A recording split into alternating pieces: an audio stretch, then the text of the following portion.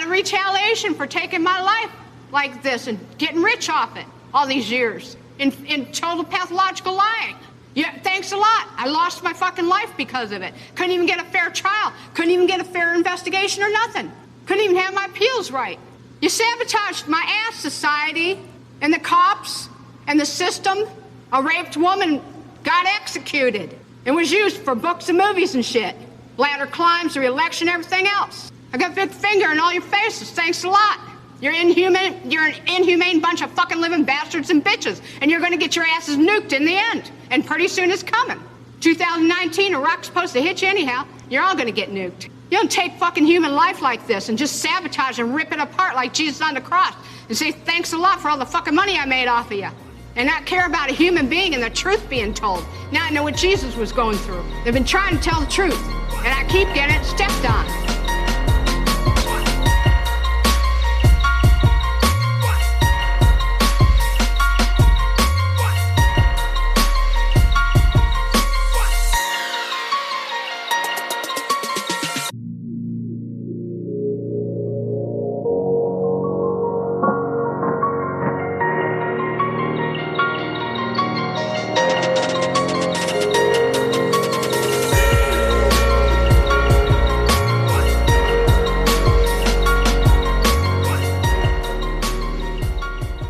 So what's the tea, Ash?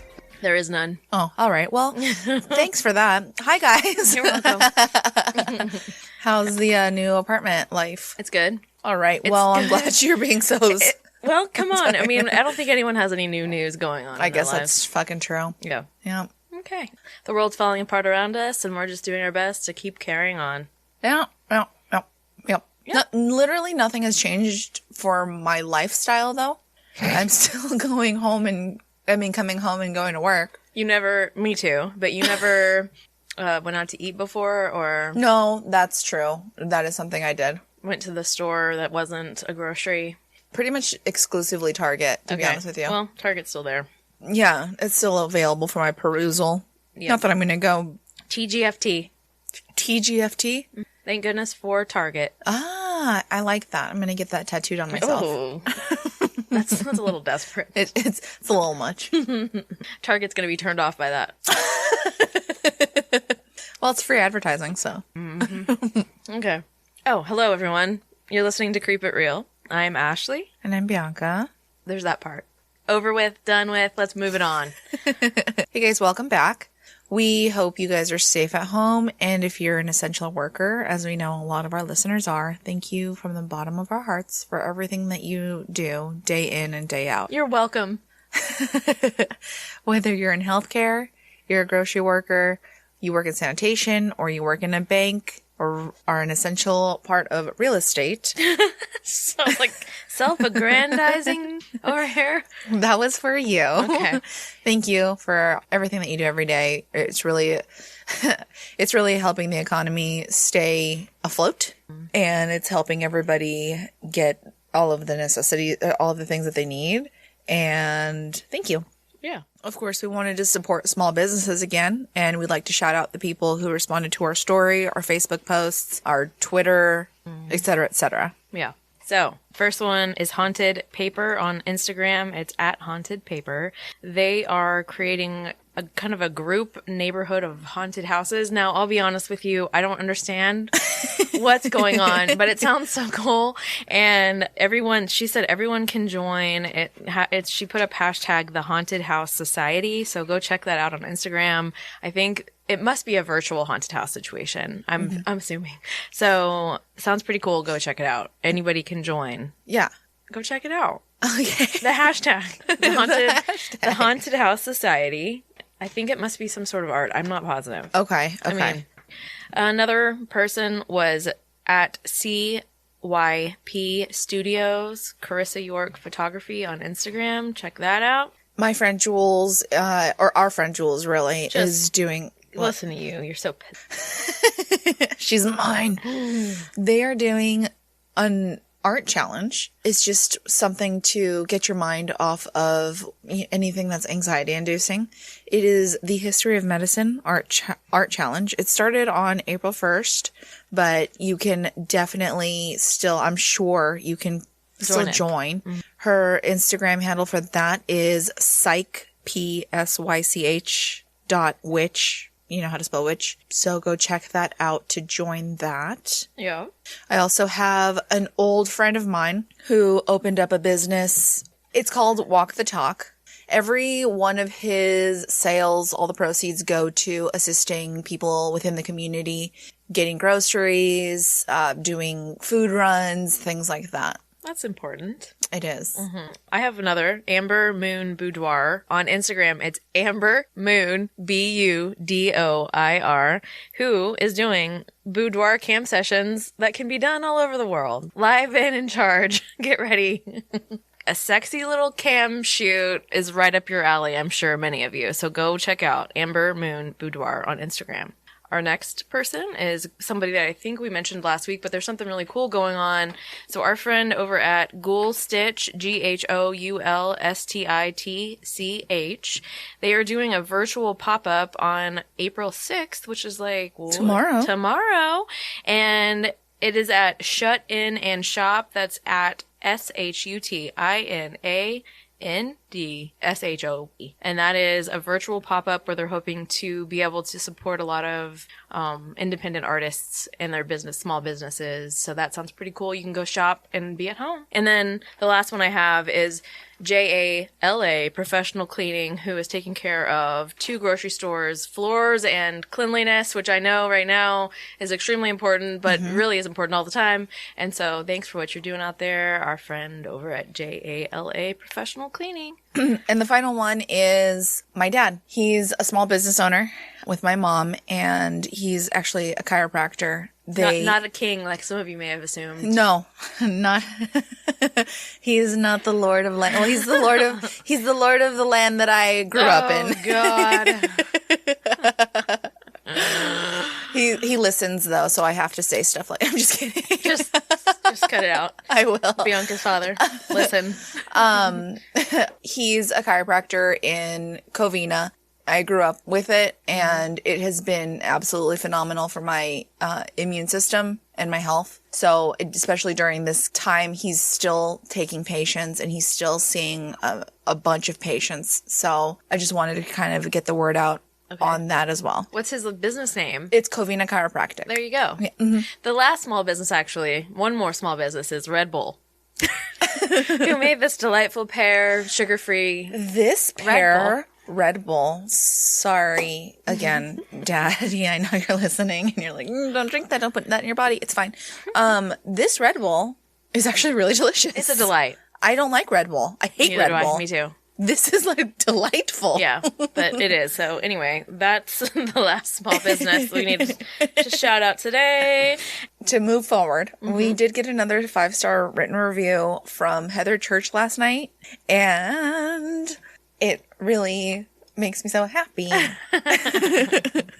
Bianca's brought a tear to her eyes. It did. I was like, thank you. Oh, and I've been actually meaning to mention, if you're a Spotify listener, there is a way to support us that's not leaving a 5-star review, and that's just to hit the follow button. So if you haven't, but I know most of you probably have, go ahead and do that. Follow us on Spotify. And with all of that, or Stitcher, or wherever you listen. Yeah, just follow us. Follow, subscribe, whatever the term they want to use is. Yes. And with all of that out of the way, we present to you the final chapter in the saga that is Aileen Wuornos. A real pain in the ass.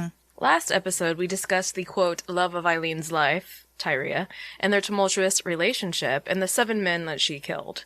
We saw that Aileen had left a trail of bullet-riddled, middle-aged men, beer cans, and cigarette crumbs for the various law enforcement agencies across Florida to follow. Slowly but surely, they, along with a few journalists, were beginning to realize there was a serial killer situation taking place in the good old Sunshine State. The men's abandoned vehicles had been left miles from where their bodies were found. Most were found nude, and as we discussed, their murders were textbook overkill. 3 of the 7 men were found deceased in Marion County, and while the Marion County Sheriff's Department initially tried to downplay the incidents and any potential connection between them, it came to a point where it was clear that something was going on. At this same time, another little psycho, the so-called Gainesville Ripper, was running around murdering college students and keeping the media's attention, but the detectives knew that luck wasn't going to last. The little crew of various members of different law enforcement agencies were debating whether or not they should go public with what was obvious to anyone paying any attention. They should have been ringing the old serial killer alarm, ring-a-ding-ding. Detectives Muck and Thompson were completely against it, but Vinegar and Munster knew it was inevitable. And so, Vinegar spoke to journalist Joseph Michael Reynolds. He told him that they believed someone was pretending to be broken down on the side of the road and in need of assistance. Shocking. Once the man pulls over to help, they are bamboozled by whoever it was that was committing these murders. Reynolds was in slight disbelief that anyone would pull over for anyone anymore, considering it was the 90s, and asked if they thought a woman might be involved. Even though law enforcement did have the 2 sketches of Aileen and Tyria, they were, like we said, initially reluctant to release all the info to the public through the media. But after Eileen's last victim, Walter Gino Antonio's body was found on the remote logging road, which we talked about at the end of last episode, they decided it was time to give it up. I wonder why they were reluctant to release that. I guess they were thinking it was going to kind of cause hysteria among the community, and also they were worried that the media was going to just take it and run with it, and they were going to have no control over the story whatsoever. Like they did? Yeah. Okay. Yeah. They really, as we'll see, they think they're being super calculated, and it's really just, Yeah. The same old song and dance. Yeah. They met with Reynolds again and went over the facts of the case, the victims, their backgrounds, causes of death, every little bit of information that they could about how they were found and who they thought the perp might be. They said that they suspected the men had pulled over and found themselves on the wrong end of a gun. They were thinking it may be a prostitute or perhaps a rapscallion little team of workers. You think they were pirates? Yeah. Road pirates? Yes, for sure.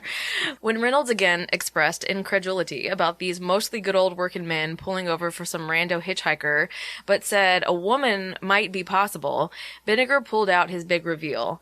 The police sketches of Aileen and Tyria. Oh. I thought you were talking about something else. Dick. His big reveal. His big dick. I was like... Well, they do try to swing those around a lot on the story. Oh, my God. Not only were they looking for a woman, but they were looking for 2 of them. The sketches weren't too far off from what the pair looked like in reality. Eileen had stringy hair, thin lips, narrow eyes, and they described Tyria as having a moon face always. She's always a moon face. They said she was heavier set and she had short dark hair. Reynolds was told that they were last seen leaving one of the victims, missionary Peter Seam's vehicle, in July. They put out the sketches on the local news, but nothing ever came from it. Reynolds told the detectives that he could get attention to the case and told them that in order to stay in control, law enforcement needed to get in front of it all with a press conference. They needed to do their best to control the narrative and bring info to the public while withholding the bits they needed to. They needed to tell the community that there was a serial killer in their midst, and as it stood, middle-aged men were the targets, which I said, it's about damn time, but not really, because it's not, No, it's not nice to go around killing people. The next day... It's frowned upon. It's frowned upon. So strange. Slightly. The next day, Reynolds released his story in the Ocala paper, and the story of 1, possibly 2 women serial killers was blown wide open. Never, ever did law enforcement expect what was to come as far as the media was concerned, which might be a little short-sighted if you ask me. When the rest of the multi-agency group met that same morning and Tom Muck and Jerry Thompson found out that Vinegar had made the executive decision to allow Reynolds to break the story of the serial killer angle to the public, they were furious. Because, for some reason, everyone always wants to keep John Q. Public in the dark about everything because that always works out so swell for everybody. As we can see right now with this particular climate that we're in. The current situation, as they say in all the signs at the grocery. Due to the current situation, we can't sell you more than 1 roll of toilet paper at a time. And also, it's an unprecedented event in everything that I've ever read. Well, it is, I guess. I mean, it is, but... Anyway... So, back to the story of Aileen. Horzeppa and Kelly already agreed it was the right decision, and the rest of the group had eventually came around to the fact that they needed to disclose this information to the public. But, as usual, this old Detective Muck was prone to throwing temper tantrums, and they all kind of just rolled their eyes at him and carried on. Then, his name really gives up all you need to know about the guy, I think. you know. Yeah. He had the brilliant idea that they should put some cops undercover as civilians to pick up the gals and get them that way. Like, kind of just drive around and, like, try to pick up hitchhikers. But as was the fairly unanimous opinion of everyone else in the room, that was a pretty stupid idea. Putting their guys into a situation where they really have no idea what they're up against, into danger or possible death, who knows what, it wasn't anyone's idea of a good time for their detectives. What they were going to do was put these ladies' pictures up in their press conference, get their sketches out to all the news stations and papers, and hopefully get more leads than they know what to do with, which is exactly what happened. Within 24 hours, the story went national. Aileen and Tyria's sketches were in USA Today and all the big-time network newses. Very professional. Sergeant Brian Jarvis was tasked with funneling all the calls into an online database and began to compile all the leads, work through them, and eliminate the nonsense. That sounded like what's that little thing from Eliminate. On December 21st, he called Detective Munster to tell him that 4 separate leads named the exact same individuals as being the women in the sketches, which I would say is pretty good. He said that on November 20th, a Billy Copeland of Hermosa Springs said the sketches were of Tyria Moore and a woman named Lee. They had rented a trailer from him earlier in the year and had later moved to Florida. Then, on December 13th, Kathy Beesman, a woman from Tampa, called to say that the women in the sketches resembled 2 women who worked for her at a motel just south of Ocala, a town we've mentioned many times in the series. She said their names were Tyria Moore and Susan Blahovec. The next day, December 14th, an anonymous caller gave even more info about that old pain in the ass and her girlfriend. The woman said she believed the 2 to be Tyria Moore and Lee Blahovec, who had purchased a RV from Clark Recreational Vehicles in Hermosa Springs. She said Blahovec was the more dominant of the pair and prostituted at truck stops along I-75. She gave them Moore's parents' phone number and told them that the 2 were lesbians, were violent, and had a hatred for men. It's interesting how a lot of these people who are giving these testimonies and saying, oh, I know who these people are saying that both of them were in on this, and they were both violent, and they both knew what was going on just because of what happens at the end. Yeah, I don't think that. I hate Tyria Moore. But I don't think they're saying. Her. I don't think they're saying Tyria Moore was a murderer. She was just saying she was with her. They were together. But I get what you're saying. 4 days later, a slew of reports came across the desk of Detective Munster from the Port Orange Police Department. They had been following the movements of one Tyria Moore and Lee Blahovec through their jurisdiction of Daytona Beach. They had discovered that Lee Blahovec used the alias of Cammie Marsh Green and had a Florida ID saying as much.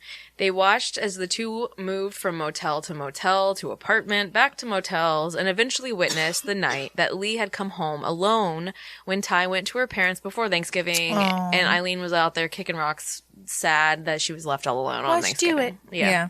In mid-December, investigators Pinner and Munster spoke with Rose McNeil, whom Aileen and Tyria had rented a unit from in September a few months earlier. She ID'd Aileen and Tyria by their photographs and gave them her records that showed the room had been rented under the name Cammie Marsh Green and that Aileen had a Florida ID reflecting that name.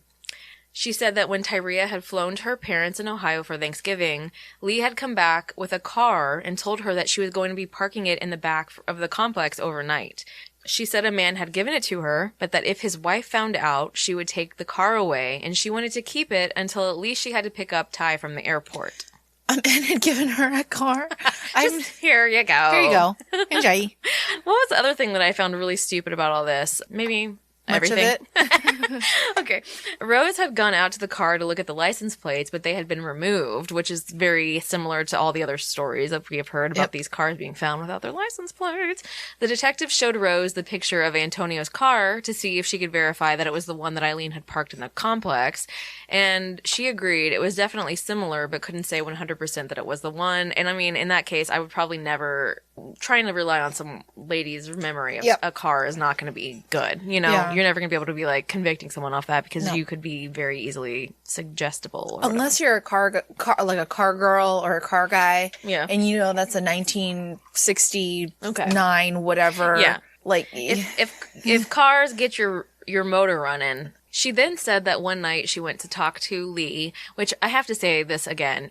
Because Aileen went around calling herself Lee, calling herself Cammy, calling herself Lori, calling herself Aileen, there are many times where it just happens because I'm talking about somebody that's talking about her that they're calling her Lee. I'm going to call her Lee too. And then, so let's just remember, if we say Lee is Aileen, Susan is Lee, Aileen. Yeah, Susan. Fuck. Yeah. It's all Aileen Wuornos. Lee, Susan, all these names. They're all, most of them. Lori, until we talk about Lori being her sister, it's all Aileen. She just has a million names, okay? She's like a cult leader in some regard. So, she said that one night she went to talk to Lee, and she had been very drunk, hanging around in her bra and unders, and was waving around that goddamn briefcase again. Oh my God. She said she was bragging on the business cards and telling Rose that her business was personal. I hate But here's that. my suitcase with all my business cards, but mind your business. I hate that so much. That's like the Facebook post where people are like, oh, I'm Vague having such a posting. bad day. Yeah. People are like, what's going on? Don't ask. I don't want to talk about it. Don't ask me, all right? Fuck you. Stop trying to get in my business. You posted on Facebook. You're waving around your stupid briefcase of business cards. And then you're like, my business is personal, please. Eventually, Rose said that Lee took off her bra and flung it across the room, which she found to be extremely odd. And she went home and told her mother about it. So she remembered the whole night. And not like it means anything. It's just funny to hear that Aileen was waving around her goddamn briefcase, her stolen business cards, and acting like they were all her clients. We'll get into it a little more later, but it's like her ideas of what her career as a sex worker was like way more prolific. Oh yeah, than it really was. It's really something. And inevitably Rose is gonna go home or goes home and brushes it off because it wasn't her first encounter with Aileen, and anyone that was around her long enough knew this is just the way she is. It's like she's not trying to do anything. She's just drunk, belligerent, and she just doesn't give a fuck about anything. She said, as everyone did, that Ty was the quiet one and Lee was someone that was completely unpredictable.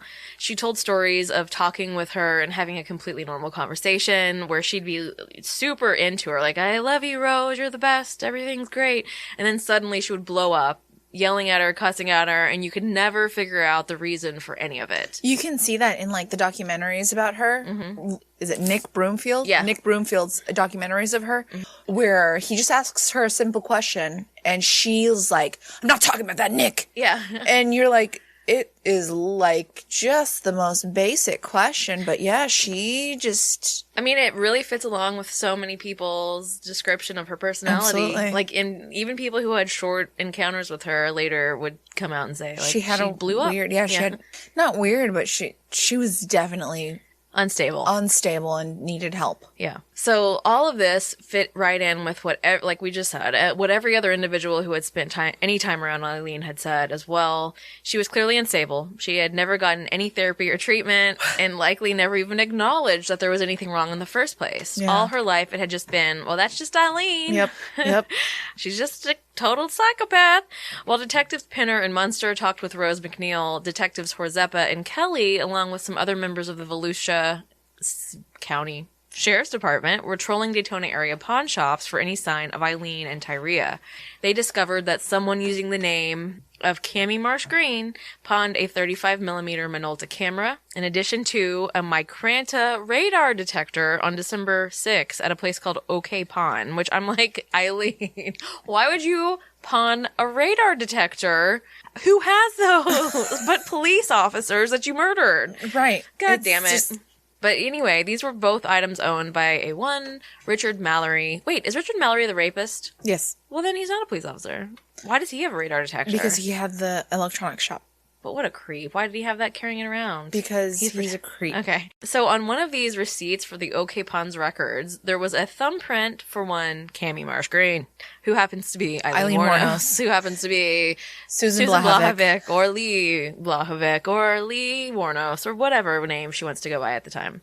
Green had pawned a box of tools at a place called Brace's Gun and Pawn, which also matched the description of the tools that were missing from David Spears' truck, who was another man that was murdered by Aileen. Detective Kelly rushed the aforementioned fingerprint to the analyst, Jenny Ahern, who was the latent print supervisor at the automated fingerprint identification system. Ahern assured him that she and her assistant were going to stay up late into the night until they found a match for the fingerprint on the receipt. They knew this was a serious situation, and IDing a suspect was priority, hands down. When they came up with no matches, the two women drove from Orlando to the Volusia County Sheriff's Office, and they began to search through the fingerprints they had on file, like actual physical fingerprints, pictures.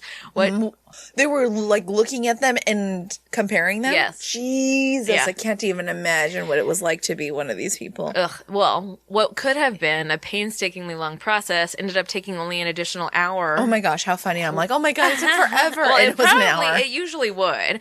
But they were lucky enough to stumble upon the file for the 1986 arrest of Lori Grody on a weapons charge with an outstanding warrant, and the prints matched. So Lori Grody was, by the way, Aileen Wuornos. Aileen Wuornos in this situation, but in reality, Lori Grody is her sister aunt. Okay? So, the report for the arrest showed she was found with a stolen vehicle, and there was a goddamn .22 under the seat with 12 additional rounds in her purse. Or bag, or whatever, fuck. You know, Aileen wasn't carrying a purse. It's like me saying I'm carrying a purse. Not gonna happen. When they went to the Volusia County Branch jail records, the mugshot for Lori Grody matched the mugshot they had for Susan Blahovic. That, in addition to the fingerprint for Grody matching the pawn receipt of the Cammie Marsh Green person, all these twisted arrows were leading to one person, and it was this bitch named Lee. Or Aileen. After they had their fill of fingerprints in Volusia, they sent them to the Florida Department of Law Enforcement to see if they could match them up with any of the prints that had collected from the various crime scenes of all these little serial killers. After they had their fill of the fingerprints in Volusia, they sent them to the Florida Department of Law Enforcement to see if they could match them up with any of the prints they had collected from the various crime scenes of these serial killers. Merv Stevens, the latent examiner, matched the prints to the bloody palm print that was on Peter Seam's Sunbird's trunk that we talked about in the last episode.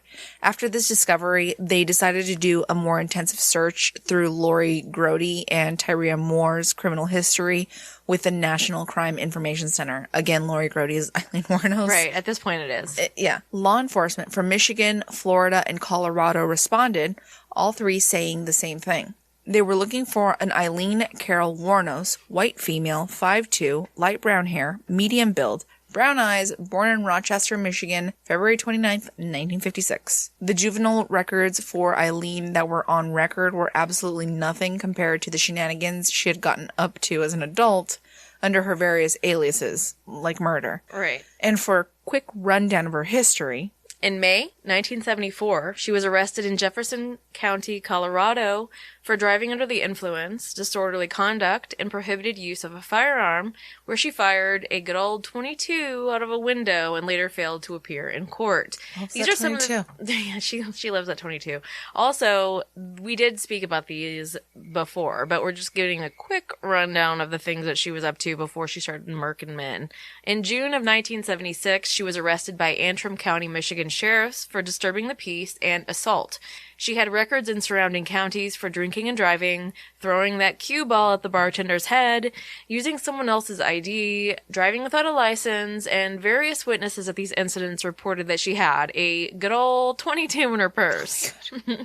In May of 1981, she was arrested in Edgewater, Florida for the armed robbery of the Magic Market. If you recall, she came away from this robbery with around $35 and a couple packs of cigarettes. Nice. But she was convicted of this one for armed robbery and was sent to prison in May of 82, being released almost exactly 1 year later in, I think, late May of 83. In May of 1984, she was arrested by Monroe County, Florida sheriffs for attempting to use forged checks at a bank in Daytona. Then, in November of 1985, a report with the Pasco County Sheriffs found a Lori Grody named as the suspect by the victim of a robbery of a .38 pistol out of this dude's truck as it was parked outside of a bar. So she's just getting in trouble everywhere. December of 1985, Florida Highway Patrol cited Lori Grody for driving without a valid driver's license. Then, in January of 1986, Metro-Dade Police Department in Miami arrested an Aileen Wuornos for grand theft auto, resisting arrest with violence, and obstructing justice by providing false information to the police.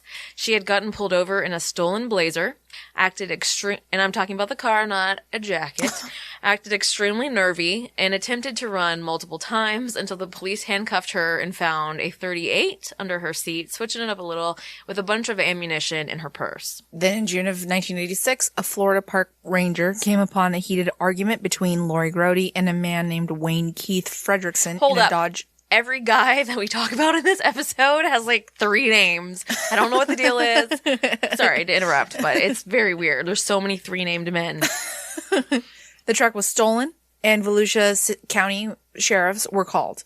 Both Grody and Fredrickson were arrested, and a .22 revolver, she's back on her shit, revolver was found in the truck. Fredrickson said that Grody had pulled the gun on him when she said he owed her $200, and she claimed that, and I quote, she knew nothing about a .22, even though the police department hadn't determined the caliber of the weapon at the time. That's those giving away those bits of information when you don't mean to, dum-dum. Right. She then claimed the gun had been planted on her, even though she had 19 rounds of ammo in her bag at the time of her arrest. And Come on, Aileen. In June of 1986, one Susan Blahovic was pulled over by Florida Highway Patrol for speeding. A note for the incident report stated that Blahovic had a, quote, poor attitude and thinks she's above the law. You don't say. In July of 1987, there was an incident report in Daytona Beach involving Susan blah, blah, blah, blah, Tina Moore and Henry Martin, where the 2 women were charged with assault and a beer bottle at the Barn Door Lounge. And I guess in that instance, Tyria gave the false name of Tina in this one instance. In December of 1987, Susan Blah was given a citation for walking in a no pedestrian portion of the highway, not having a valid ID, and of course the police department noted she had a poor attitude and felt like she was above the law, because I'm pretty sure at this point Aileen is just walking from town to town wearing a sign that says I have a poor attitude and I think I'm above the law. Yeah. For a little icing on the cake in this one, Aileen then harassed the court with threatening phone calls for weeks following the incident. What a dum-dum. In March of 1988, a report in Daytona Beach found a Cammie Marsh Green, the victim of battery from the bus driver Gary Thompson, which we talked about last episode. Aileen had gotten kicked off the bus, then with her laundry list of aliases and offenses, had the audacity to call the cops on this man because she claimed he pushed her. And of course, Tyria was there to back up this absolute bullshit story. In July of the same year, Susan Blahovic and Tyria Moore were charged with criminal mischief by a landlord for ripping up the carpet and painting the walls brown of a unit they were renting from him. How dare they paint walls How brown? dare they paint walls? In November of that year, Zephyrhills Police Department received a complaint from grocery store worker Robert McManus, who said a woman by the name of Susan Blahovic was repeatedly making threatening phone calls to him due to the fact that she was incoherent when she gave him the numbers that she wanted for the lottery and asked her to repeat them. She then flipped out on him, as she was wont to do, per everyone that knew her, and he told her to get lost and buy her lottery ticket somewhere else. If I know one thing, it's that you don't want to get between a gambler of any kind and their drug of choice, just like I learned when I worked at the lotto, or at the bingo parlor. They're serious about that stuff. It is no joke. But then, like we mentioned last episode, she harassed this man, threatening him with bodily injury and telling him that she had a contract out on him. She had a contract out on him? What a dickhead. What the fuck? Because you told her to go buy your lottery ticket somewhere else. I have a contract out on you. What a dick. So she did have a small rap sheet, to say the least. The Volusia County investigators continued to pour through paper file pawn shop records and found that Cammie Marsh Green had pawned a man's ring at the OK Pawn Shop, where she'd also pawned the camera and radar gun in December of 1990. Investigators drove the ruby and diamond ring to the fiancé and stepdaughter of Gino Antonio, who positively ID'd it as the ring that they had bought him the year prior. They then took the ring to the original jeweler, who verified that it was in fact the ring that was purchased from his store. So it was kind of just another little bit of evidence tying Aileen to Gino Antonio, who is dead. Back at the multi-agency superhero task force, as the case was receiving more and more attention with the media and the public, the individual members' egos were all getting a little out of control. I'm shocked to find everyone wanted to be the one to break the case. They did? No. All the parties wanted the glory, and it was becoming slightly difficult to continue as the cohesive group of investigative minds that they should have been if they weren't such big dick swinging dumbos. Oh my goodness. I cannot believe this. I know. This is just astounding. I know. It's unprecedented. Vinegar and Henry decided that while all the others were pursuing the old pain in the ass Aileen, they were going to go look into Tyria Moore a little deeper. They flew to Ohio, and after speaking to various members of law enforcement in the town where Moore grew up and her family still lived, they discovered that she'd flown back to Ohio for Thanksgiving and couldn't have been in Florida at the time of Gino Antonio's murder. They began to get confirmation of what they'd been suspecting, that Tyria was the weak link of the duo, and it's possible that she wasn't even involved in the murders, but we still really don't know. Mm-hmm. It was clear that Aileen wasn't in Ohio, and so Vinegar headed back to Florida to get back on her trail. In early January, detectives Pinner and Thompson sat down for an interview with 64-year-old Vera Ivoklovich, the Yugoslavian owner of the Belgrade restaurant where Aileen and Tyria had rented a room for a few weeks in November. Aileen had apparently frequented the restaurant for a while, years prior, and had been very familiar with Vera. She arrived back in November saying that she was back and that she and her friend were staying in a motel across town. Eventually, she would begin to talk to Vera about how the motel was too expensive and was kind of like hinting around essentially to see if Vera would let them live with them, but I think it was under the guise of like, hey, do you know where any like affordable housing might be? We're just so poor, we can't live at this motel. Vera lived with her husband in a house with an extra bedroom, and she offered it up to Aileen for $50 a week to cover bills. She fucking fell for it, hook, line, and sinker. It worked out decently for a while. But eventually, Eileen's true colors were bound to show, and she began to ask Vera's husband for rides to an excessive degree.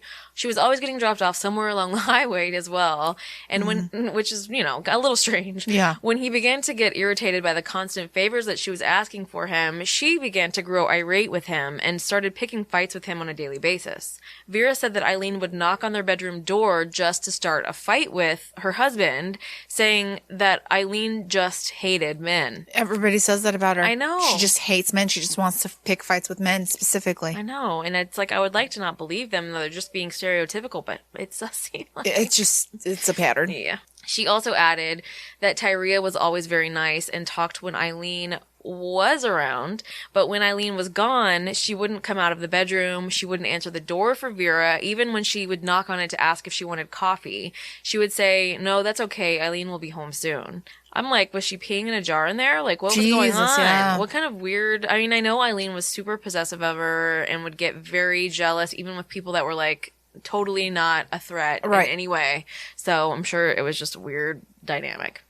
Anyway, with all the fights starting, incessant favors, and lack of paying any real rent while running up a tab at the Belgrade restaurant, which she was also doing at the same time. She was just going in and saying, put it on my tab, put it on my tab. And not paying them, of course. Not paying them. Vera finally had to give Aileen the business and told her they needed her to get out. But of course, Aileen had a million excuses, and she had all these paydays that were coming up from all her jobs, and she begged Vera to give them a little more time. But eventually, things came to a head, and Vera's husband kicked the two out of the house. Not surprisingly. Right. One day, he just told them, tomorrow morning, you need to get your stuff out. You need to be gone. Vera's husband, Vil, saw Aileen at the gas station that was in the same parking lot of their restaurant, and he asked her when she was ever going to pay them back the money that she owed them. She, of course, exploded on him, telling him, fuck you, you're lucky to still be alive. Oh, okay. Which the two, Vera and her husband, Vil, they assumed this was just dramatics. Yeah, for sure. But then they saw the two sketches on the news a few weeks later, and what do you know, that unstable asshole that you let live in your house for a few weeks is out there murking men all over town. So y'all got lucky. So Vera said that Aileen was always trying to act like everyone used her. Everyone always had used her, and and she would not let anything from her past go. She was basically a walking chip on the shoulder. She told her that she needed to grow up, get a job where she could actually make some money, and live her life instead of just blaming everyone for her problems all the time. Yeah, no kidding. I know. First person to get real with her. Yeah, no kidding. She said Aileen didn't like hearing that, but old Vera didn't really give a shit. You know what? Good for Vera for I know. fucking saying that, honestly. There are some people that I'm like, yo, you need to fucking buck up or shut the fuck up. Yeah, for sure. So it's nice that Vera said that. Yeah, but, Vera was just like, I'm like your mom and get your shit together, get your dummy. fucking shit together, get a job, don't get paid $100 a week. Right. A week, $150 per week. Yep. I would die. No. A few days later, a couple of the officers that were having work undercover throughout the county on the lookout for Aileen drove by the Port Orange pub. They spotted a blonde standing in the doorway of the establishment who turned out to be none other than the old Pain in the ass. And it's funny also because they ridiculed Muck investigator Muck for bringing up this like undercover idea, and then they did it anyways. They eventually did it. They eventually put undercover officers, but they would put them in the bar. They wouldn't be allowed to leave, so that they were in like a what's it called? The place where there were other witnesses. Yeah, Jesus Christ, controlled location. Yeah. Mm-hmm. So they went in, they got a couple of beers. One of them put a song on the jukebox and even started dancing with her. Everything seemed to be going perfectly according to their plan when the damn local pokes showed up, rousing Aileen and getting her out in the parking lot. If the Port Orange cops hauled Aileen in and started questioning her, it would very likely ruin the investigation all the men had been working on to this point, and their plan was to keep any leaks from getting out, and that was actually backfiring, as the police department had no idea what was going on whatsoever, especially that they were potentially fucking up a serious murder investigation to hassle Aileen at a bar some random evening. Investigator Kelly somehow remembered the number to Port Orange Police Department and dialed them up, demanding that the dispatcher contact the two officers at the pub who were about to arrest Aileen and tell them that they were under zero circumstances to arrest the woman. A sergeant got on dispatch to the two officers while Kelly was still on the phone and told them to back off, and they let her go. When she went back to the bar, one of the undercover officers asked her what it was all about. Aileen told them that they thought she was the serial killer going around the area, only thinking so and only harassing her because she didn't have a home to go to. It wasn't the fact that you were going around murking men. People, yeah. The two undercover guys sympathized with her and told her to pull up a stool and they'd buy her some beers. She clearly had been drinking long before they showed up, and they noticed that she got more and more chatty as the night wore on. She said her name was Lee Blahovec, but that she'd given the cops a phony Cammie Marsh Green. Really, Aileen was just living lies on top of lies. It's crazy. Neither of those are your name. I don't know how she kept anything straight in that simple little head of hers. She started showing them scars, one that she'd gotten in a wreck, and another she got shot with a .22. She said, yeah, I've seen some shit. Oh, God. She's different. Yeah. I'm so cool and I'm so edgy. As she was showing off her assortment of battle wounds, the men noticed a golden diamond ring on her pinky, which will come into play later. Then, as suddenly as she'd been released from the Port Orange Police Department's grips, she was out of her seat, saying that she had to be down the road. She retrieved a beige suitcase from the restroom and made her way out the door. She is like so obsessed with this briefcase. I don't understand. The guys offered her a ride, but she refused and was gone. And honestly, it was probably for the best because they were not supposed to ask her to give her a ride. No. They were really not entirely sure how Aileen and Tyria operated, if they worked together, how they lured their victims, none of it. So that said, they weren't entirely comfortable putting their officers in danger in an uncontrolled environment, with Aileen possibly setting them up to be ambushed by Tyria for all they knew. They just had no idea. And they were having difficulty locating Tyria in the first place, making them unsure if the two were together or not. So they continued on with their two undercover officers going and hanging out of the bars. If anything, Aileen was consistent in her alcoholism, and that very next day, the men who were undercover as Bucket and Drums were their names. Their undercover names were Bucket and Drums? Jesus Christ. I was like, really? With this? Like, that sounds like the most cop-ass undercover names. For sure. Like it sounds like a TV show. Bucket and Drums. But they were undercover as this dumbass duo, Bucket and Drums, two dealers from Georgia. And they were once again, the very next day, hanging out at the bar with Aileen. They offered her a room where she could sleep to get cleaned up and do a couple jobs for them once she was rested and looked presentable. She asked what kind of jobs they had in mind, and they told her that they were just a few odd jobs they needed her help with. And hell, they may even need someone knocked off by the end of this. Oh, God. Which seemed to pique her interest. Okay. Because in a normal situation, you might think the person would be like, wait a second, what's going on here? Right. But Eileen's just so drunk all the time that she doesn't even realize She's what's like, going on. okay. She started to tell them a story about this one time in Mexico. This one fucker tried to touch the motorcycle that she had down there, and she pulled out her old fucking .2 and shot off a few. She didn't know if she hit the fucker, but she'd done some shit, I'll tell you what. Oh, God.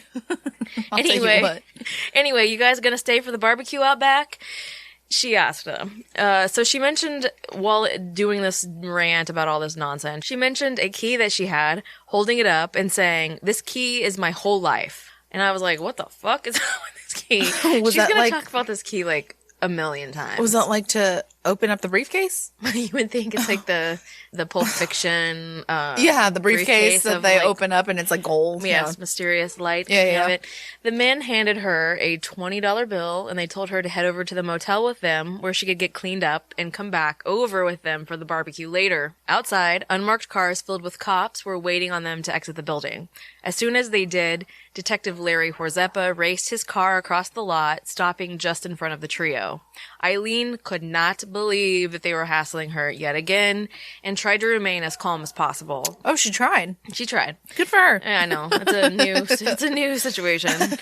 They told her that they were arresting her on the 1986 outstanding warrant for Lori Grody, which gave her a little sigh of relief. There was no mention of the accident with Tyria. There was no mention of any killing. She thought this would be yet another of her close calls that she was able to finagle her way out of. Oh, no.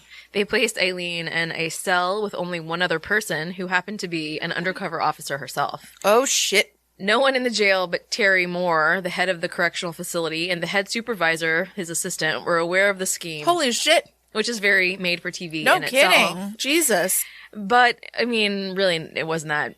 There really was nothing that came out of it. Oh, good. When the police took inventory of her belongings, she had an IOU for $20. That's better than money.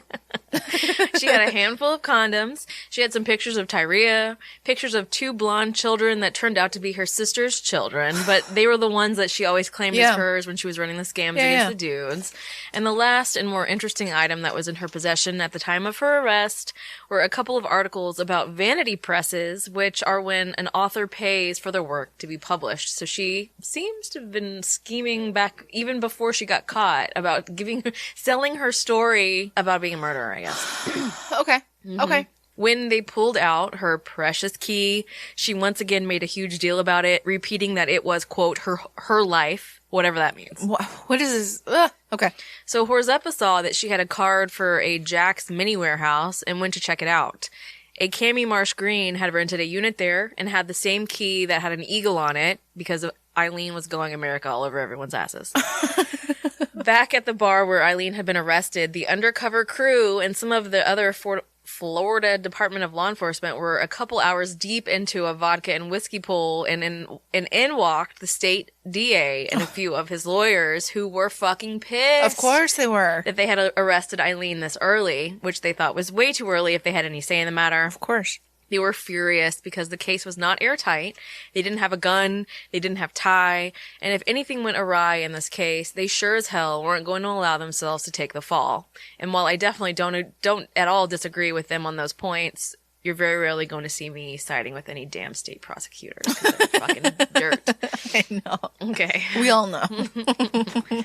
On January 10th, Detective Major Henry of the Marion County Sheriff's Department finally got his mitts on Tyria after interviewing her dad a few days earlier, getting the info that she was living with her sister in Pennsylvania. Munster, Thompson, and Henry all converged to Pennsylvania after putting the word out to Pennsylvania Police Department, who took her into their custody. When the men arrived, they saw that she was visibly tired and scared, so they told her she could leave and get some rest, and they could meet again the following morning to help, quote, clear up the problems in Florida. She agreed, and she said that she felt she could trust them. Likely she was just ready to stop looking over her shoulder constantly. Yeah, for sure.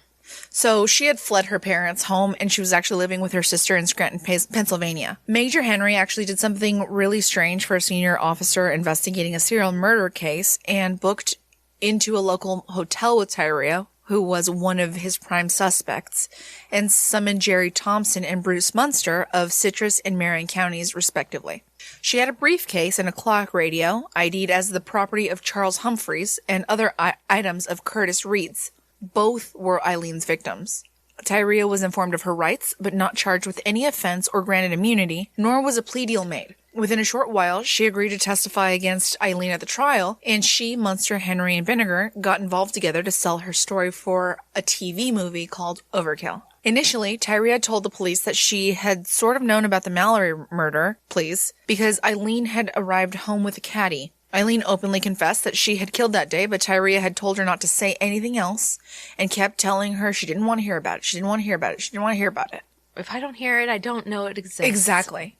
According to Tyria, there just became this pattern where she would say, "Oh, I don't want to hear it." She told authorities that the more she knew she had to report Aileen, and she didn't want to do that for fear that Aileen might retaliate against her. Okay. I mean, because she couldn't call authorities when Aileen was across the country. Yeah. You know what I mean? Yeah. I'm not mad that Tyria sold Aileen up the river, but I am upset that she didn't get the same or a penalty when Aileen got killed. Yeah, I can see that. Like she should have gotten some, because you're like plugging your ears and I don't hear it. Yeah, it doesn't mean that you're completely innocent. Absolutely in the fact not. that you used you fucking knew stuff. Yeah, you were like living off of these people's money, and you fucking knew everything that was going on. So when it came to the first time that she heard about a possibility that Aileen had murdered someone, she said that she really didn't even believe Aileen or Lee, because she was, in case it wasn't apparent to everyone at this point, a compulsive liar, which I can definitely believe because Aileen is a compulsive liar. But then a week later, she saw it on the news. They showed the man, which was Richard Mallory, the car, which was the Cadillac that Bianca just mentioned, and that was the same one that Lee had showed up with. She saw that on the news they said his name was Richard, and she knew that she had seen the man's name on a piece of paper before she heard it on the news, which was in the car, and she put 5 and 5 together, you know. When the detective asked Ty what she said to Lee when she told her of the homicide of this man, she said that she just told her she didn't want to hear anything about it, like Bianca said. Yeah. She said anytime Lee would come home after that and would start to talk, that she would just be, la la la la la, please don't tell me, I don't want to hear it, which it doesn't make her innocent. No. She said that she started to suspect that something was going on again. Like, she thought that, I guess, Aileen stopped killing, and then she started to suspect it was happening again. When they got in that accident that we talked about, where they were hooting and hollering all over the place, and Lee told her to run whenever they wrecked the car. But she didn't know for sure, she said, and she was too scared to do anything about it. Which, I mean, I will say that it does seem to be the case that she was a little bit afraid of Aileen. Mm-hmm. Whether that means that she was too afraid to talk about her to the police whenever she was in a completely different state, that's up for debate, I would say. Well, the next day, Tyria accompanied Munster and Thompson to Florida, and under 24-hour surveillance, they put her up in a Daytona motel and had her make contact with Aileen, taping the conversations to get a confession. And here's a snippet of her conversation with Aileen. Yes. Hi. Hey. I had to call you early because I didn't know if you were going to listen today or what. I don't... What the hell's going on, Lee? They've called. They've been up to my parents again. They've got my sister now asking her questions. I don't know what the hell's going on. Huh. What are they asking your sister questions for? I don't know. Lee, they're coming after me. I know they are. They've got to. Why are they asking so many questions then? Honey, listen. Do what you gotta do, okay? I'm gonna have to, because I'm like gonna go to jail for something that you did. This isn't fair. My family is a nervous wreck up there. My mom has been calling me all the time. She doesn't know what the hell's going on. Okay. Do what you gotta do, okay? Alrighty. What? I'm not gonna jail. Okay? You evidently don't love me anymore. You don't trust me or anything. I mean, you're gonna let me get in trouble for something that I didn't do? I said I'm not. Listen to crying. I can't help it. I'm scared shitless. I don't know whether I should keep on living or if I should... No, Ty, listen. What if they don't believe me? Ty, listen. What? I'm not gonna... If I have to confess, I will. Okay. Yes. Why the hell did you do this? Why did you do this? Listen, Ty. What? I'll probably never be... Yes? I love you. If I have to confess everything just to keep from getting in trouble, I will. Okay. Don't worry, okay? Okay.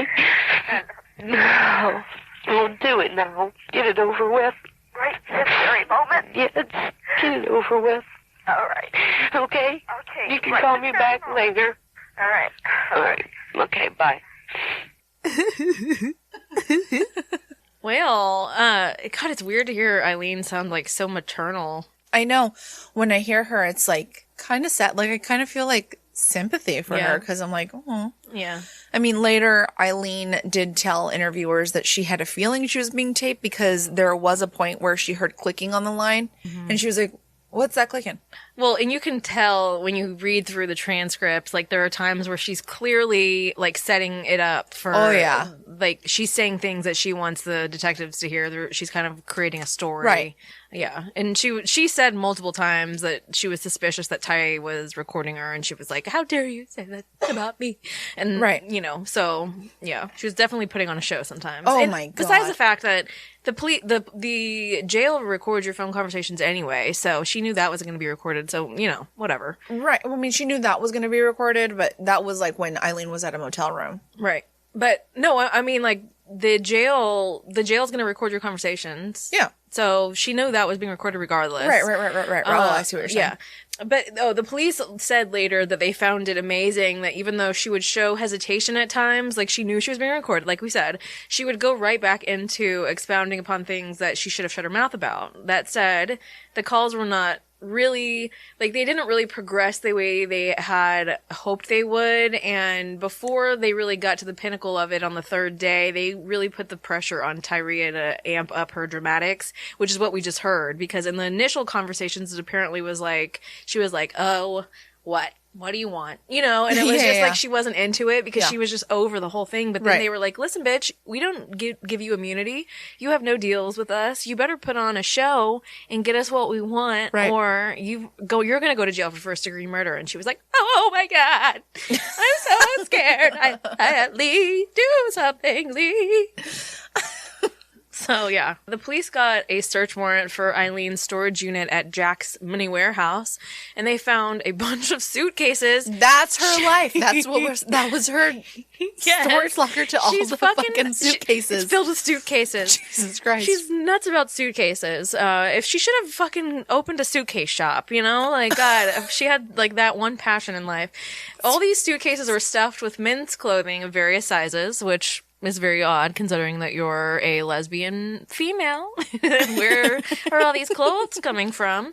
And a wooden toolbox that was later ID'd as David Spears's, filled with random tools, all with the name scratched out. There was a bunch of Playboy magazines, fishing rods and reels, and there was a black bully club that was later ID'd as Gino Antonio's. Aww. She's just not real smart about keeping all these dead dudes' stuff. Then there was that infamous red igloo cooler that we talked about where they were just like on the side of the road, trudging down the highway, carrying this red cooler between the two of them.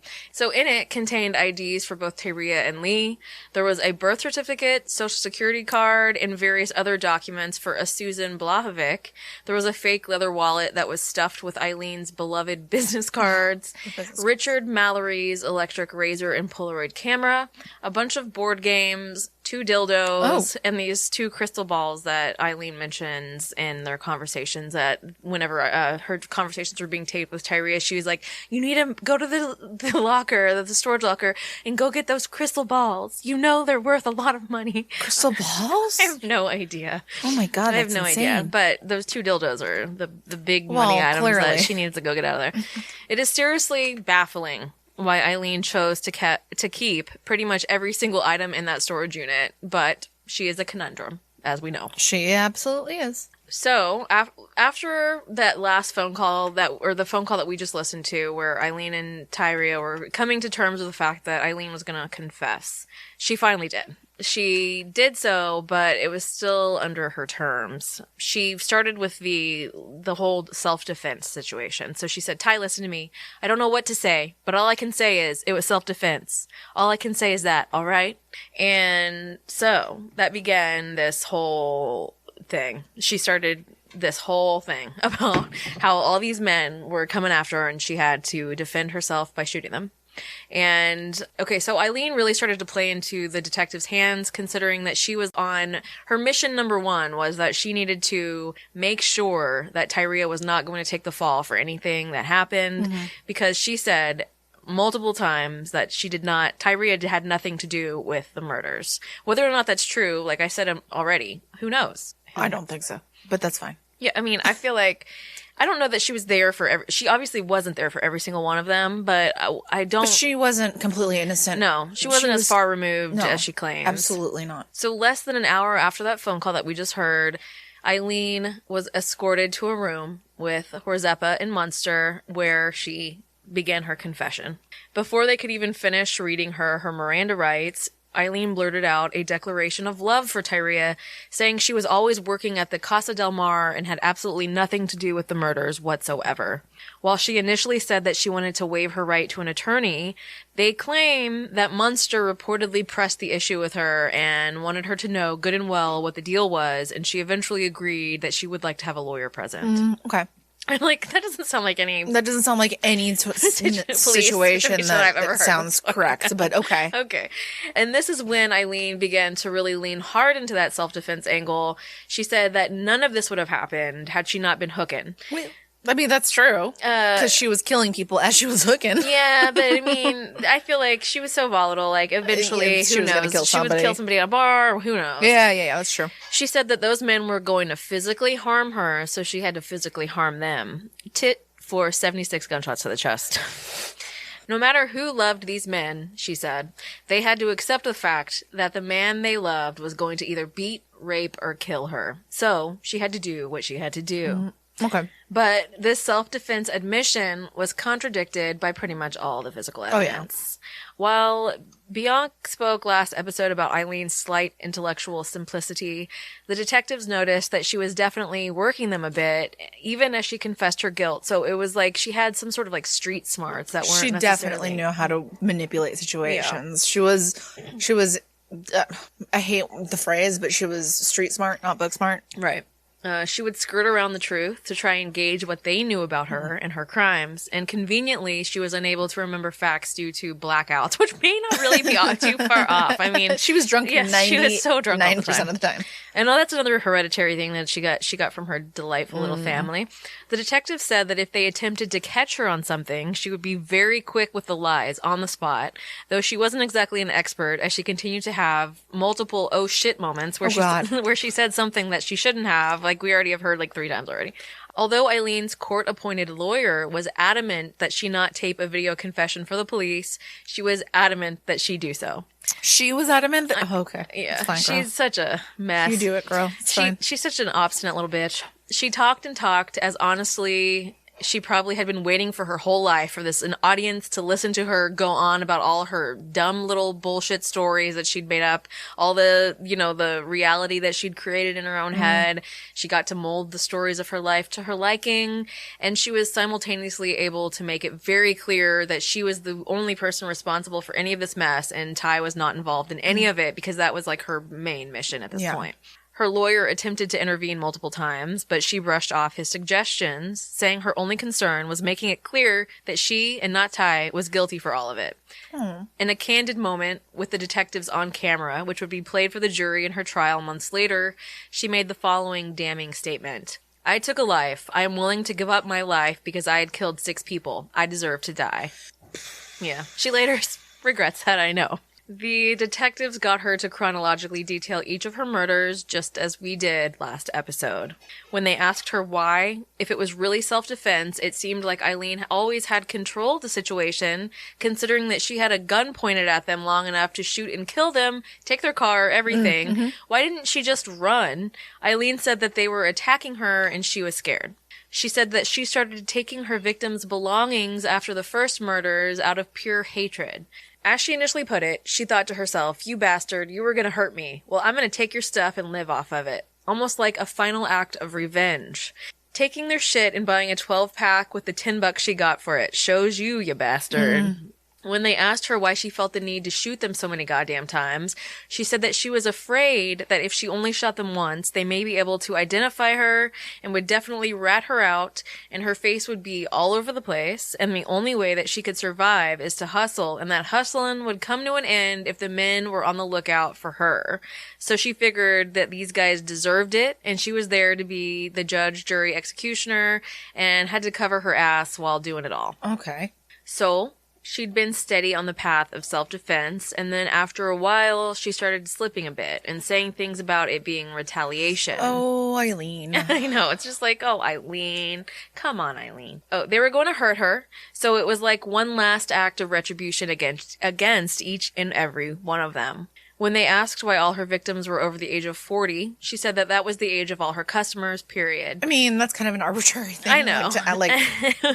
Why did they all have black mustaches? I guess they were trying to figure out her pattern. Like, was there a pattern? Yeah. Was there a motive? Like, was she looking out for these people? Yeah, but her funny excuse was that younger guys were all into drugs, and she was looking for drug-free, clean-cut guys, which I find to be less than accurate. At least she had standards. Right. I don't think so. It was clear that Eileen's career as a sex worker wasn't exactly fruitful to begin with, but especially as she got older and gave less and less of a damn about trying to make herself look appealing for her Johns, when she went out in a camo t-shirt, cut-off jeans, a beer belly, and no makeup, she was hardly trying to sex it up to successfully make money at her job. Yeah. You know, it's pretty arbitrary, but still, it's true. Another interesting tidbit is that she was never, in all the 20 years, actually arrested for prostitution. It was always for hustling one way or another, which really, in reality, is what Aileen was, as a hustler. She may have dabbled in prostitution, but when it came down to it, her main game was lying and hustling. It's true, because the way that she got her Johns was by saying that, oh, I need to provide for these kids. I gotta exactly. go pick my kids up. My car just broke down. I can't get anywhere to the grocery without the car. Yeah. Her main game was lying and hustling, for sure. Yep. She hustled with pool, with forgery, with robbery. It seems that when one hustle didn't work out, that she moved on to the next one. In this case, her 7 victims just happened to be in the wrong place at the wrong time and landed in Eileen's life when she was on the hustle of killing men for a few scraps of belongings and maybe a couple of $100 in the best of cases. If anything, she was consistent in that her hustles never amounted to much, as we can harken back to that convenience store grand haul of the $35 and some cigarettes. Yes. She just also may have liked killing eventually. At the end of this situation, I think it became something that kind of gave her a thrill. Yeah. So on Wednesday, January 16th, Eileen's story was on the front page news all over the country.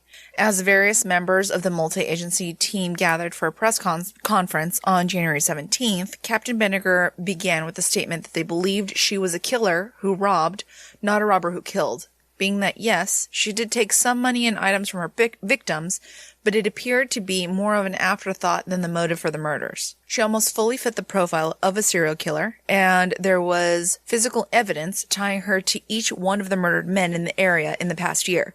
She wasn't ashamed, she wasn't timid about talking about the murders, and she didn't show much remorse about taking any of the lives she took. While in jail, Aileen bragged about having over 250,000 Johns in the prior 8 years of working, a number which is truly ridiculous, but for whatever reason, that was a number she wanted to throw out there. It makes her more professional. Oh, for sure.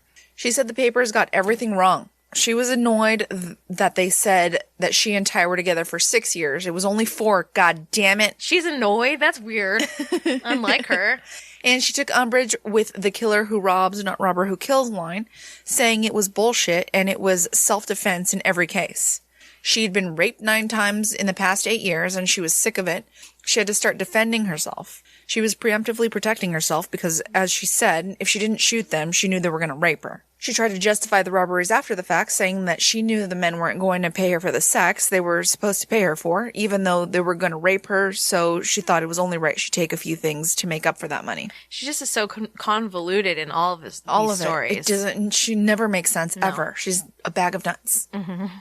She was super annoyed that the news was calling Richard Mallory a video store owner instead of a TV repair shop owner. I went through his stuff afterward. It was no video store. Get your facts straight. She's such a little petulant Oh my child, God, dude. it is. It's the most menial shit she holds on to. In talks she had with correctional officers in jail, she told a story about one night that she and Ty were watching some Roseanne Barr stand-up, and she was saying that there were no female serial killers, only men. And if there ever were a woman who was a serial killer who murdered men, they would just be called a man-hater. And Aileen had a moment of a revelation and thought to herself, hey, she's talking about me. What a point of pride. Neat. She said hooking made her bad because she was an otherwise very nice person, contrary to the testimony of literally everyone who ever knew her. Right. And she said that, sure, she killed 7 guys, but you know what? Those guys deserved it. She said, sure, sometimes she felt guilty about killing them, but other times she felt happy. She felt like a hero. Because she, Aileen Wuornos, was the caped rape avenger, and those guys were rapists, and she was sure that they would go out and hurt someone else. She was stopping that by riddling their bodies with bullets in the middle of random forests and stealing their cars. So she's obviously the hero here. Obviously. She said that no matter what, she was going to fry because she killed 2 former cops, and cops take care of their own. Cops can get away with murder, she said, and followed that up with, I was going to be a cop once, but I didn't have the tuition. Okay. I have never heard that from the past to now, that she wanted to be a cop, but okay. Nope. Uh-huh.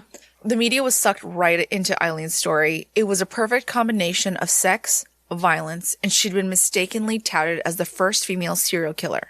She wasn't. No. She was actually the 35th documented female serial killer in U.S. criminal history, but because she targeted strangers, adult men, and used a firearm to kill, she was quite the sensationalist story. As you're surely well aware, there are many. And apparently, all the female serial killers that came before her more so targeted their own family members and widows. poisoned them. Yep. It wasn't like a stranger targeting a stranger and shooting them 17 times to kill them. That makes sense. In late January, Tyria Moore was in negotiations for movie rights on the story of Eileen's life to be a consultant on the project. That didn't actually come out until after the trial had ended. Like, nobody knew about that until after the trial ended, though. Right. So it was going on, but it was no one ever knew about it Yeah. until after the trial came out. So in addition to her, 3 of the men from the Florida Department of Law Enforcement who were working on the case, Binniger, Henry, and Bruce, were also in talks with the studio for the same purpose. They were told for their part that they could each take home around $115,000. They later proclaimed that they would be donating the money to a trust fund for victims' families. Yeah, sure. Okay. But later, a report from the state attorney later stated that the money would be given to them, and then they would then decide what they would do with it. Yeah. No. I was gonna They donate donated it it for yeah. sure. They No, for that's what I sure- was gonna do. Because, cops make so much money. Oh my God. Yeah. They make so much money that they were just going to donate it to families. Yeah. So those detectives actually later resigned because it was bullshit. It was lies. It was lies upon lies. They later denounced exposure of their scheme as the malicious work of brother officers driven by their jealousy at being cut out of the deal. Oh. Like, I mean, it's a little please. it's a little fuzzy in the ethics department, Please. I would say, regardless. fuzzy? Yeah. I'm being sarcastic. No, okay. Thanks. While these deals were going on, Aileen and her lawyer at the time were making their own deals, or so she thought. They were negotiating some deals with writer documentarian Jacqueline Giroux for rights to Eileen's story, and Aileen thought that she was going to be getting around $3 million from this deal. Though it appears that Aileen and her lawyer were both unaware of Florida's Son of Sam law, which prohibits any criminal from receiving money for any portrayals of their crimes. So the contract that they'd drawn up was void, and it sucks for Aileen that her lawyer was awful. Yeah, no kidding. Like, oh God. You should have known that probably. So Eileen's sister got a deal out of her rights to the story with the minimum payment of $50,000 plus a quarter of the profits made from a movie. During all the wheelin' and dealin', another woman rushed to Eileen's side. A 44-year-old gal by the name of Arlene Prail, who was a born-again Christian, and after seeing Aileen in the paper, reached out to her immediately, and would later end up, quote-unquote, adopting Aileen after her arrest. By the way, Arlene is literally only 6 years older than her. 8 or something. It's very, like, it would have been the youngest mommy in Oh history. my God, are you kidding me? Good God. But after everyone else had seemingly abandoned her, Aileen came into the picture as her biggest supporter, only supporter, her biggest confidant, and most greatest apologist that could have ever lived. The minute Arlene entered Eileen's life, Aileen was through with her lawyer and any of the business that she was talking about making deals with before. They were learning, as everyone else in her life had to, that her moods were erratic and you would fall in and out of favor with her pretty fast. So the reason that Prail actually had gotten into Eileen's life was that Prail had a dream in which she was told... A Jesus dream. Yep. Which she was told to take care of Aileen. So, sure. According to Prail, Jesus told her to write to Wuornos, and she did. What Aileen Wuornos did not know was that Prail was receiving money for giving interviews, including one with that documentarian we talked about, Nick Broomfield, who paid her $10,000. Man, I've said it before, and I'll say it again. It is absolutely crazy how people's greed so often lines up with what Jesus tells people to do. Right, just like Hobby Lobby. Just like Hobby Lobby. So weird. Jesus didn't say anything about sick leave. Damn it. But come and get your corona, For people. sure. At the end of February, Aileen stood in front of the judge and demanded that she get new attorneys, saying that they were violating her rights and they were more concerned about making money from deals with the media than defending her. She may not have been wrong, but at this point, you're pretty well fucked either way, Aileen. Definitely. But she got her wish, and her new attorney was Trisha Jenkins, assisted by Billy Nolis and William Miller, and former police detective Don Sanchez. This ragtag bunch were already loaded with cases, including that of the so-called Gainesville Ripper, Danny Rolling, which we briefly touched on last episode and I mentioned a little bit ago. He was another serial killer that was going on in the same area at the same time. So Aileen stood trial only once, as she pled no contest or guilty to the subsequent murder charges. Private attorney Stephen Glazier represented her following the first trial and arranged those pleas of no contest or guilty. The district attorney at the time of Aileen Wuornos' trial was state attorney John Tanner. Which we can all assume was a garbage person. Her cases were all consolidated, like you just said, into one single trial, though she still had 4 separate state attorneys, considering that they were spread over 4 separate circuits. It was an election year, so it was kind of a shit show, and even though at one point Aileen had agreed to a plea deal of serving 6 consecutive life sentences, meaning that she would be in prison for 150 years before being eligible for parole, one of those state attorneys refused to buy into the deal, insisting that she be tried and face the death penalty, which what a fucking self-righteous asshole. Jesus Christ. I mean, honestly, going through all these trials costs the taxpayers a lot more money than housing up Aileen Wuornos for 50 more years. But, whatever. Aileen was charged with the first-degree murder of Richard Mallory, armed robbery with a firearm or deadly weapon, and possession of a firearm by a convicted felon. Prosecutors argued Aileen qualified for the death penalty based on the charge of murder committed in the course of a robbery. This was the only murder charge against Aileen that went to trial. The other murder charges ended with guilty or no contest pleas. Capital trials are different in several ways from murder trials in which the defendant is not eligible for the death penalty. First, jury selection in capital cases requires that prospective jurors be death qualified, which means that they're questioned about their ability to consider both aggravating and mitigating evidence and to render a death sentence in an appropriate case. But we all know jurors are just a bunch of dumbos, so... Jurors are just your everyday Joes. Yeah. Only jurors who are willing to consider sentencing someone to death may be selected. After the jury is chosen, the government has the burden of proving the defendant's guilt beyond a reasonable doubt and offers evidence to convince the jury the defendant committed the offense. The defendant can offer evidence to rebut the prosecution's evidence or to establish innocence, but has no burden of proof and is presumed innocent until proven otherwise, but sure, especially in Florida. Eileen's capital trial for the murder of Richard Mallory began on January 13th, 1992. The prosecutors based their case mainly on the videotape confession Aileen gave to her detectives during her interrogation. The prosecution was able to introduce evidence related to Eileen's other murder charges based on a Florida law known as the Williams Rule, which allows evidence related to collateral crimes to be admitted if it helps to show motive, intent, knowledge, modus operandi, or lack of a mistake. prosecutors dismissed Eileen's initial claims that all 7 murders were in self-defense by pointing out that her story varied with each subsequent telling. You mean it changed every time she told it? What? What? In the earliest confession to officers, she said Mallory picked her up while she was hitchhiking, and they later went into a secluded wooded area to engage in an act of prostitution. She and Mallory then began arguing. Aileen said she felt Mallory was going to roll her, which just means to take her money, and rape her. She grabbed a bag in which she kept a gun, and the two began struggling over the bag. She prevailed, pointed the gun at Mallory, and said, "You son of a bitch, I knew you were going to rape me." To which Mallory responded, "No, I wasn't. No, I wasn't." I gotta say, she's definitely has the most clairvoyance about rape of anyone. She's the rape clairvoyant over here. Like, I knew you were going to rape me. Always. Rape clairvoyance, that's terrible. At this point, Aileen shot Mallory at least once while he was still sitting behind the steering wheel, and he crawled out of the driver's side and shut the car door.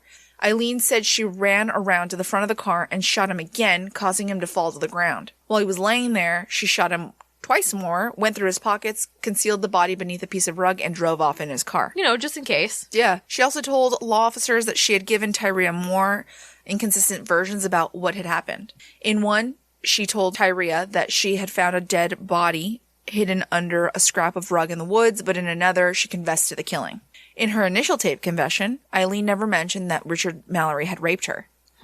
During the confession, it appeared that she was not focused on clearing herself so much as clearing Tyria, which we've mentioned time and time again. Tyria cooperated with the police to convince Aileen that Tyria was going to be prosecuted unless Aileen fully cooperated. Many believed that Aileen appeared confident and not at all upset during her confession. She made easy conversation with her interrogators and repeatedly told her public defender to be quiet. She said, "I took a life. I'm willing to give up my life because I killed people. I deserve to die." That's that infamous Same line. The defense argued that her statements in the videotaped confession were obtained involuntarily and in violation of her right to due process. I mean, they gave her Miranda rights and she was just like, fuck off. Despite the fact that she was advised of her Miranda rights and provided with a public defender who advised her not to make any lengthy statements, law enforcement's exploitation of her relationship with Tyria in obtaining the confession so impaired her mental state and level of functioning that she did not have a rational understanding of her rights and the advice of counsel. The trial court rejected this argument and denied the defense motion to suppress the videotaped confession. Well, God, I would hope so. It's like everything they got. I mean, yeah. Additionally, the videotaped confession had already been leaked to the media, further influencing the public's perception of Aileen. Shocking!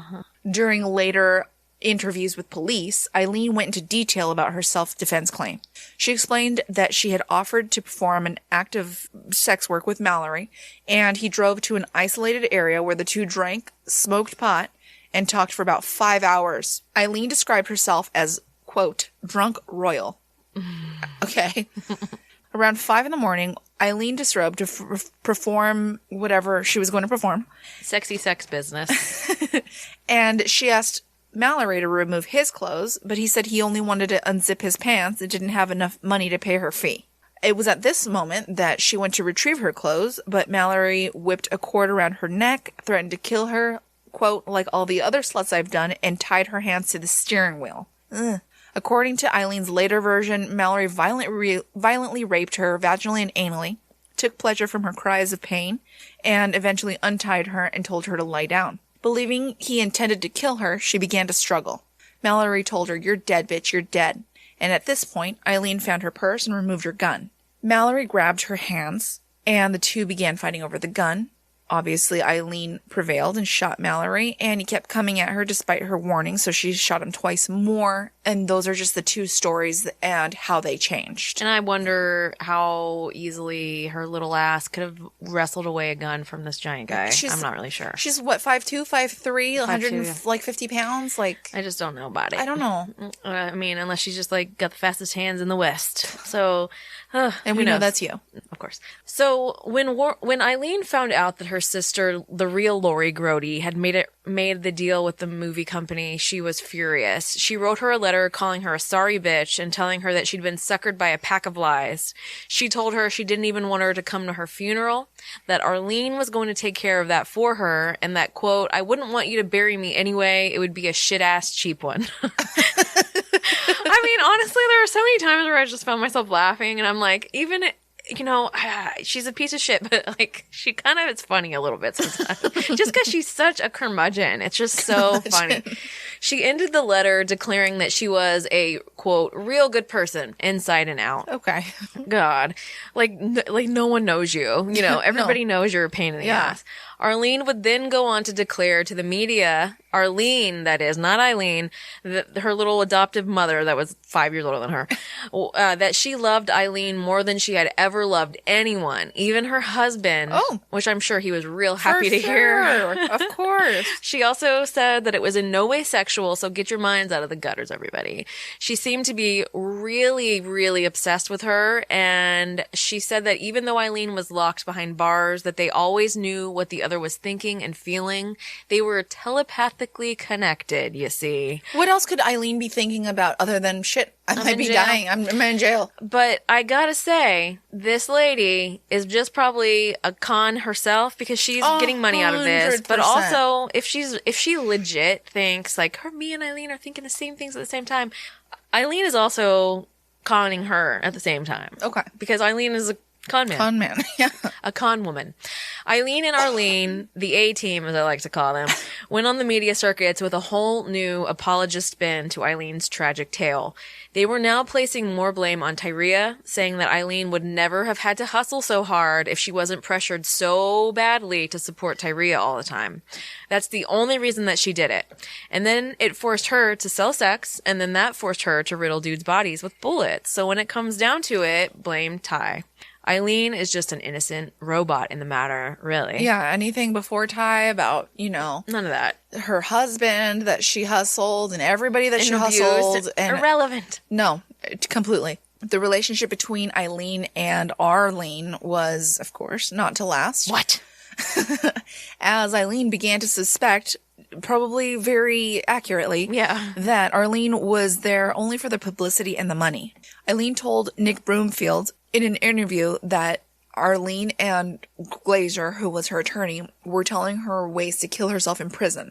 She suspected that they advised the no contest plea because Glazer was too inexperienced to handle a multiple murder trial. Maybe. Oh, shit. Or also, though, I'm wondering how accurate. Were they really telling her to kill herself? Yeah. I don't know. There's a lot of stuff where she, like, goes into this downward spiral. I mean, we'll see. Clearly, yeah. While all this drama was going on, both sides were investigating into Eileen's personal history. While Eileen's official story was one riddled with physical and sexual abuse, rape, betrayal, and there was some confirmation for some of that, there were other aspects that seemed to be extremely exaggerated by Aileen, if you can even begin to believe such a thing. But that doesn't mean that she wasn't 100% born into conditions that are the textbook makings of a real ring-dinger of a sociopath. She had all the trappings of neglect, anger, alcoholism, abandonment, and confusion. It was, as we thoroughly discussed in the first episode, a real nightmare scenario that absolutely formed her into the murdering, unstable madwoman that she became. Some key points in the character witness statements were Eileen's birth mother, Diane, saying that she was likely conceived the night of a particularly brutal beating by her husband. To me, when I was reading it, it seemed that she was trying to intimate that Aileen was the product of a rape. And that she said that she was a breech baby who was in the womb way too long and came out feet first. And she felt like all of this happened because of the origination story of Aileen. I don't know that happened. No, it isn't medically sound in any way, but that's okay. But it kind of paints a picture of how this lady felt about Aileen. Yeah, I guess it's true, yeah. You know, maybe perhaps how those feelings for Aileen were transferred to her new family members. Mm-hmm. Then her adoptive uncle said that Keith and Eileen's adoption was, quote, always a sore spot in the family, which definitely doesn't indicate that she was treated really great whenever that was just like an open issue that they spoke about in the whole family. In response to the introduction of evidence of Eileen's difficult childhood and upbringing, the state called 2 witnesses from her childhood, Lori Grody, who is her aunt sister, and her brother. It's okay. Like we just talked about, her brother, Uncle Barry. Barry testified that Eileen's grandfather laid down rules and was someone to look up to. Although he had never seen his father beat Eileen, she sometimes was spanked, and when she was 10, the discipline became more, quote, tight. And I gotta say, Barry, you're clearly going to be treated differently because your family felt like Eileen's adoption was a sore spot amongst them. Yep. So it's possible that she was treated a lot more harshly, and he just has this idea of his father and doesn't want his name to be dirtied. So it's possible that his dad did beat the shit out of Eileen all the time. You know, I kind of don't doubt it, but who knows? He also testified that Eileen's biological father, Dale Pittman, who committed suicide, who was in prison for rape of children and kidnapping of children, was abusive and a, quote, criminal type. Yeah. We know that Leo Dale Pittman was a remorseless sociopathic rapist who came quick with the lies and lived in a fantasy world all his own. These are all characteristics that could be seamlessly applied to Eileen as she became the person that she was, which definitely supports that people like Eileen typically become the way they are due to a combination of both genetic and environmental factors. Considering that Eileen was a very young baby when she was last around her father, it's a pretty strong indicator that her brain chemistry mirrored that of her psycho father's, because how in the world did she become a little fucking clone of him without ever even being around Absolutely. him? There was, as we've mentioned, enough physical evidence and a parade of witnesses that it was pretty much a slam dunk case for the stupid state. I say that even though in this case she should have been tried by the state, but I'm never going to side with them. Though in her usual flair, Eileen did have to occasionally inject her dramatics, slamming her hands down on the table to cry out about the lies she felt someone was spewing on the stand or what have you. Of course, she had to do this.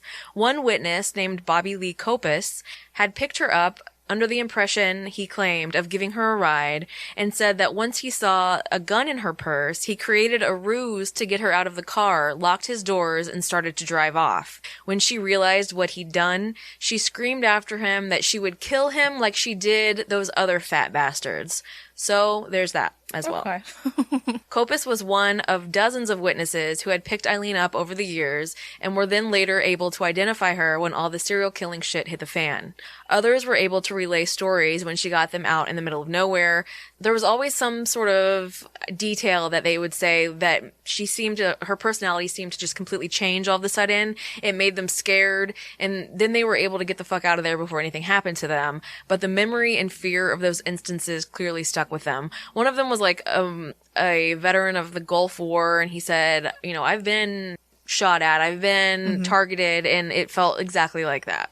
Her mood just suddenly snapped. Goodness. And she was coming around the car wanting to shoot him. To her defense attorney, she was a nightmare, as you might expect and have already seen millions of times, is what we've talked about already. She doesn't want the help of anybody. They said that she was very juvenile in her thinking, that she seemed to just want to make these men pay, make the cops pay, make the court pay. She couldn't think legal strategy or big picture. It was just, I'll show you, you pig. And that was her general attitude about everything. Against her lawyer's advisement, Eileen insisted on her right to take the stand. Oh, God. A defendant has a constitutional right not to testify, and the prosecution could not call her to the stand. However, once the defendant testifies, any refusal to answer questions can be held against her by the court and jury. It was essentially a lose-lose situation, but she's a pain in the ass, and she just needed to do... Like I said, I just think she wants to be obstinate. Oh, yeah. I know someone like that. Yourself? No. She stood in court saying, I am the truth. I am the fact. Very dramatic. She toyed with a gold cross that she obnoxiously wore around her neck, which I'm sure Arlene gave it to her. She spoke to the jury about her early years, playing up the dramatics to gain sympathy, just as she'd done with her victims. Tell them a sob story and get them really feeling for you. She ratcheted up the heinous details of her victims assaulting her physically and sexually, contrary to her earlier taped confessions, excusing it away by saying that in those confessions, her only goal was to tell of Ty's innocence and not to give all the grisly details of truth. Obviously, as you would expect, the prosecution was inevitably going to set her off as they poked holes in her lies and prodded her to further bury herself. And she delivered with her explosions of anger and woe is me talk after only a short while. She started going on about how the police had threatened her into providing them with that taped confession, that they set her up, that the whole thing, it devolved into 2 whole hours of her completely just like losing her shit on the stand. I mean, 2 hours. Can you even imagine what kind of shit she just threw out there? She ended up invoking her Fifth Amendment rights 25 times. She began shirking the blame onto Ty yet again, claiming that her jailers had drugged her. She'd been set up by the cops and the state attorneys, which we know isn't beyond them, let's be real. But as the prosecutor countered her claims with facts, she continued to grow more and more irate, as we've seen her do many times before.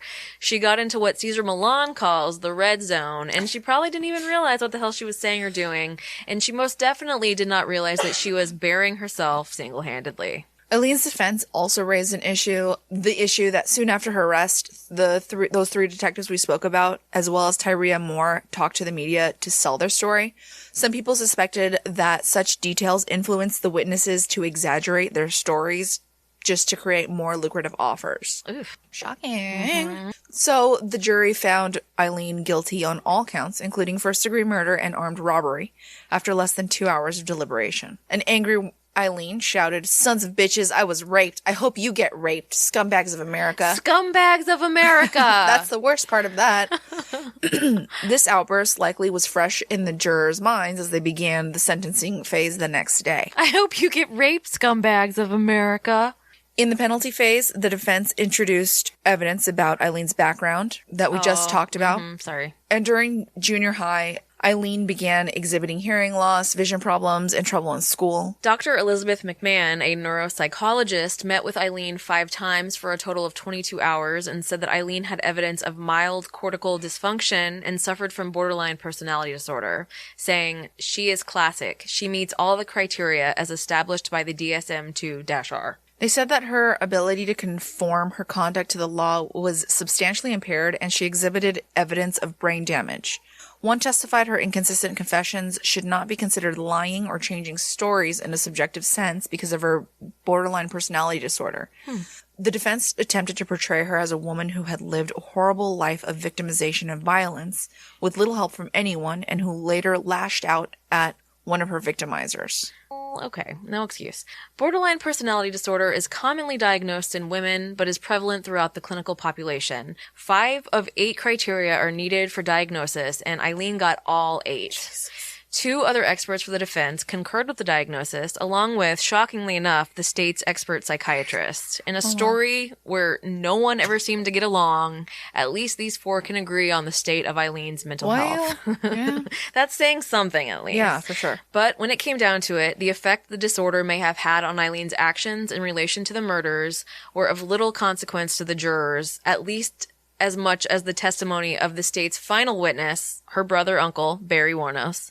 Berry, as we have discussed in the first episode and also just a moment ago, countered all of Eileen's stories of violence in regard to her grandfather and said that although he was a strict man, he would never resort to physical violence, which, I mean, I know we were all spanked, but I mean, at least I was. Maybe you weren't. Yeah, but, no, I 100%. But yeah, he still admitted that he spanked her. So still, I mean, it's violent in some degree, and some would say unacceptable nowadays. He described he and his sister Lori as normal, well-adjusted children, and Keith and Aileen as full of anger, problems, and a complete and total sore spot for the whole family. Okay, probably because you're not treating them like family. Right. You're treating them like shit. True. But they also, I know, they just were messed up. I'm sure they in were. the head. I'm sure they were fucked up in the head. There was but a lot of factors here. Like when you treat somebody like shit, they're gonna fucking feel like you're treating them like shit. Right.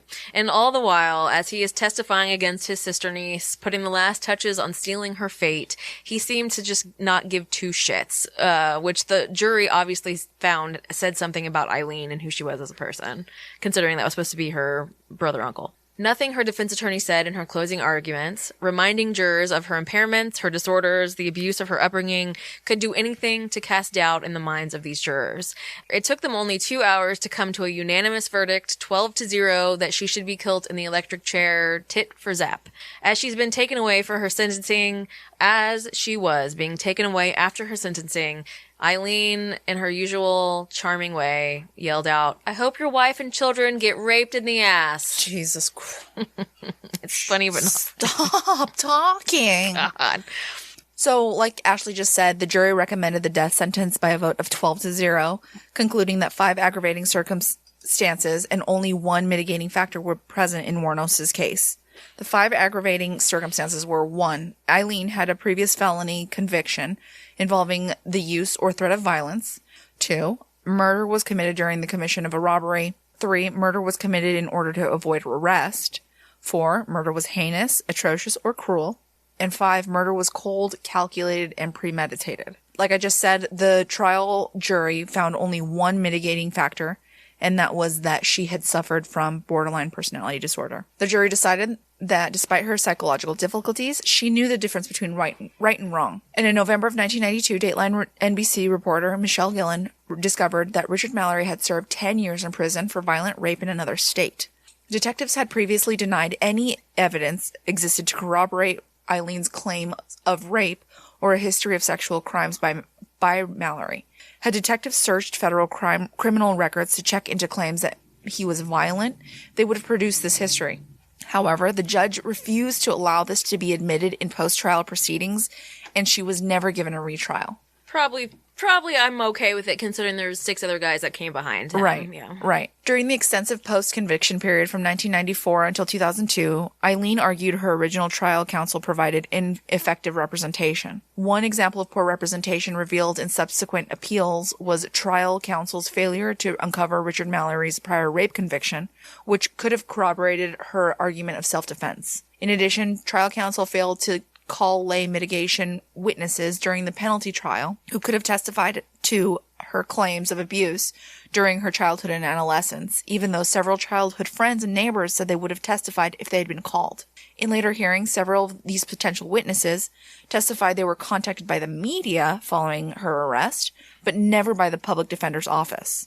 Aileen also argued that she had not been effectively evaluated regarding her competency to stand trial. So, like Ashley just said, initially, Aileen was sentenced to die in Old Sparky, the electric chair in Florida, and I think everybody calls their electric chair Old Sparky. But I read some additional facts regarding the electrocution method of execution that I found really fascinating. Of course, her head and body hair would be shaved in order to provide better contact with the moistened copper electrodes, which we know, but additionally, sanitary towels would have been forced into her vagina and rectum, and cotton wool would be pushed into her nostrils and ears in order to prevent bodily fluids from leaking out. Ugh.